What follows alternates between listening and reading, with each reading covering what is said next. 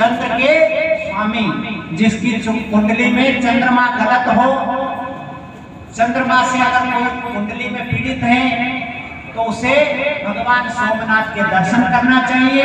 जो क्षय रोग से पीड़ित है, जो कुष्ठ रोगी है, उसको भी सोमनाथ के दर्शन करके और उनका अभिषेक करने से उसका क्षय रोग, कुष्ठ रोग दूर हो जाता है। अगर कोई चर्म रोग, विशेष चर्म रोग किसी को है तो उस चर्म रोग के निवारण के लिए सोमनाथ में जाकर के और भगवान सोमनाथ का अभिषेक करना चाहिए, पूजन करना चाहिए, जिससे उसका क्षय रोग, चर्म रोग दूर हो जाता है।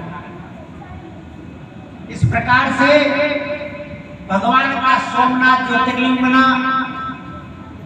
और दूसरा ज्योतिर्लिंग भगवान का है मल्लिकार्जुन।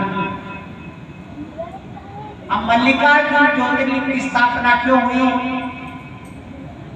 तो ब्रह्मा जी कहते हैं कि जब कार्तिकेय तपस्या करने के लिए दुखी होकर क्रोंच पर्वत पर चले जाते हैं, इधर पुत्र को जब तपस्या करता जाता हुआ देख करके माता पार्वती दुखी होती है और माता पार्वती के उस दुख को दूर करने के लिए भगवान अर्धनारीश्वर रूप लेते, आधा रूप पार्वती का और आधा भोलेनाथ का लेकर के, और मल्लिका और अर्जुन उस रूप में भगवान का नाम क्या होता है? मल्लिका अर्जुन।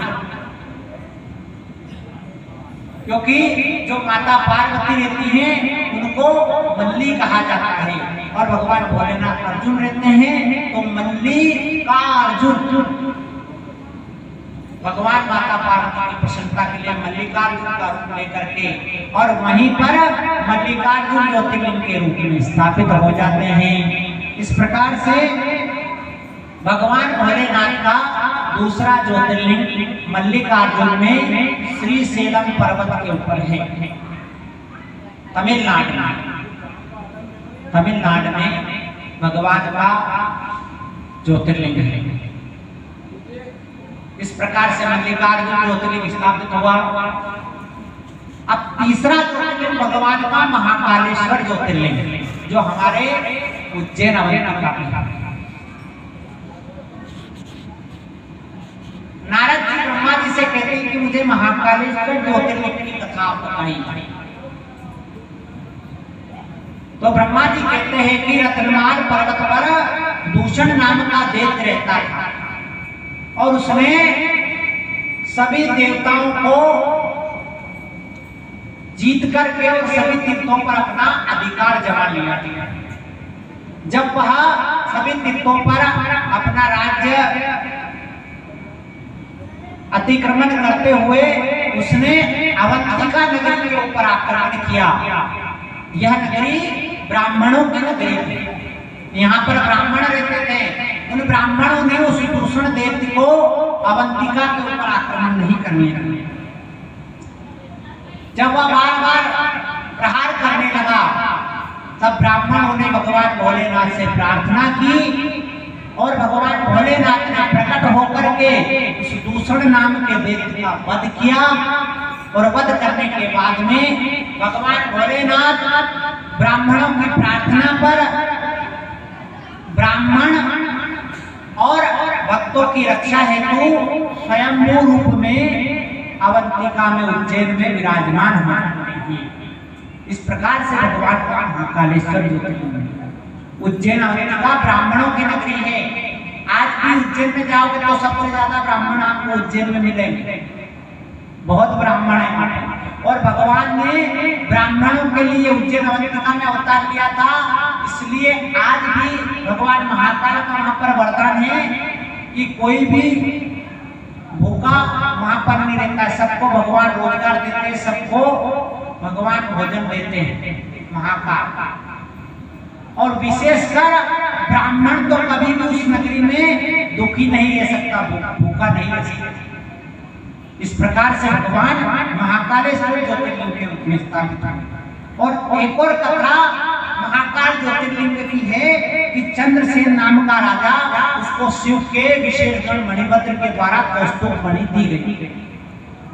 अब जब उसको कौस्तुभ मणि मणिभद्र के द्वारा दी गई, तो अन्य राजाओं ने उसके ऊपर बार बार आक्रमण किया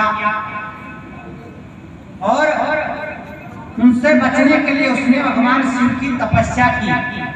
जब राजा चंद्रसेन तपस्या कर रहे थे, उसी समय गोप बालक उनके पास जाकर उनको तपस्या करता देख करके वह भी तपस्या करने लग जाता है और उसकी माँ बार बार उसको डांटती है, बुलाती है, फिर भी वह बालक तपस्या करता है।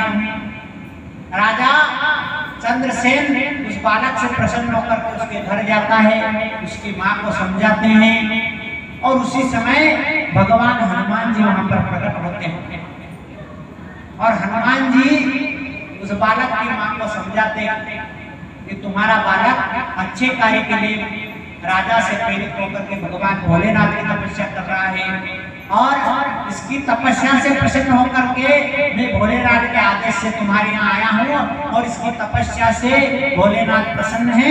मैं तुमको वरदान देता हूँ कि इसी वंश की ये जो श्रीकर गोप है, इसी की 8वीं पीढ़ी में भगवान श्री कृष्ण द्वापर युग में जन्म लेंगे और भगवान नारायण का अवतार इसी कुल में 8वीं पीढ़ी में होगा।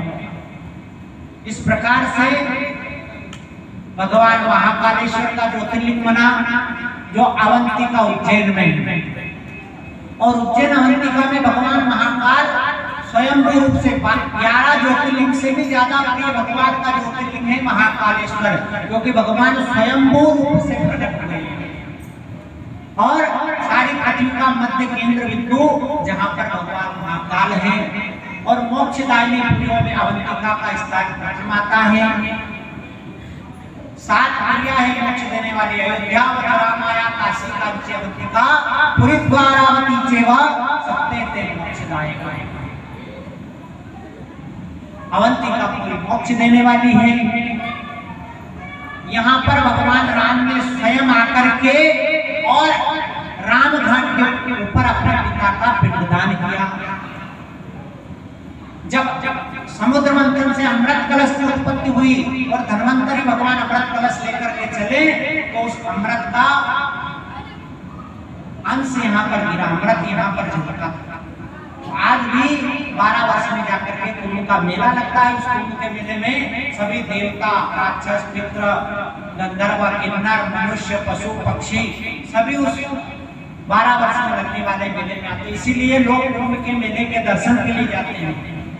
कुंभ के मेले का दर्शन का महत्व इसलिए है कि उस मेले में सभी देवता, मनुष्य का कोई काय का रूप लेकर के देवता, यक्ष, गंधर्व, किन्नर सभी उसमें आते हैं और भगवान कृष्ण ने स्वयं यहाँ पर शांतिपनी